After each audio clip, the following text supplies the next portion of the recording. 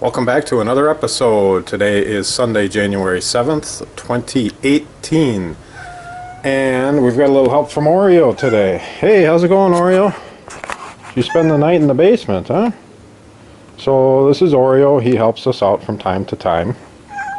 And he's helping today, obviously.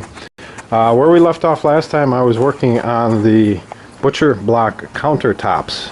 And I glued up some 2x2 maple. And as you can see, I've kind of set them aside here. They're glued up either 4 pieces or 3 pieces. Here's a couple of 3 pieces for the main sink base and 4 pieces for, these 4 are for the main countertop. And then I've got 3 shorter ones here for by the microwave oven. So I biscuit jointed them, I glued them up, and they're just sitting here resting, just getting happy. Drying out a little bit and stabilizing before I take them to the next step.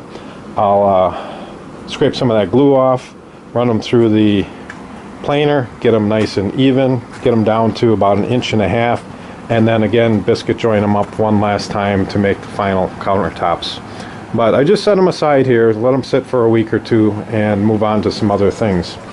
Other things like this red maple that I've been working on for no less than about a year. I brought some boards in last winter and I ripped the 1-inch board down into 1/2-inch pieces and then ran them through the planer, got them down to 1/4 inch, and then jointed one side. Actually, I cut them all to length, exact length.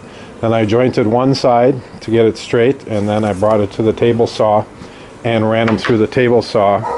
Actually, both sides, both ways, to get them squared up good, because these are just going to get butt jointed together. I thought about maybe tongue and grooving them, but I think that's not even worth the effort. I think they'll be just fine butt jointed together. And there's a couple long ones here that kind of extend underneath the microwave oven cabinet. And these guys go on the great room wall, I call it.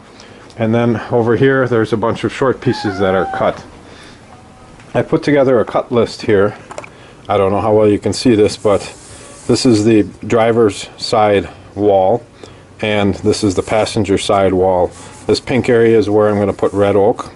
By the bed here, I'm going to put a cushioned headboard. I have plans to make a red cushioned headboard for over the bed. Here's the refrigerator microwave, so those long boards go right in here. You can see they're 112 inches long. And I've kind of got them lettered out and numbered out so I know which board goes where.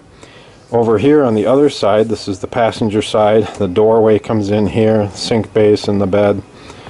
Cupboard, I'm going to put some type of, I don't know what, backsplash behind the sink. So it's not going to be red oak. But there's a patch of red oak that goes over here and then some red oak above the bed.